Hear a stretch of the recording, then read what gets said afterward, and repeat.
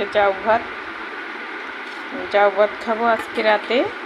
এটা কোনো গরিবের খানা নয়, যখন অসুস্থ হয় এটা ধনী গরিব সবার জন্য দরকার।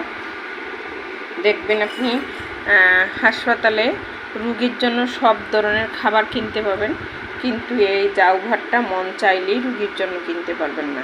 এটা তখন অনেক দামি হয়ে দাঁড়ায়। তো সেই দামি জিনিসটি আজকে রাতে খাচ্ছি, জাউ ভাত। তো এটা শরীরের জন্য যেমন ভালো, উপকারী এবং মানুষের সবসময় ডাক্তাররা বলে ভাত নরম করে খাবেন।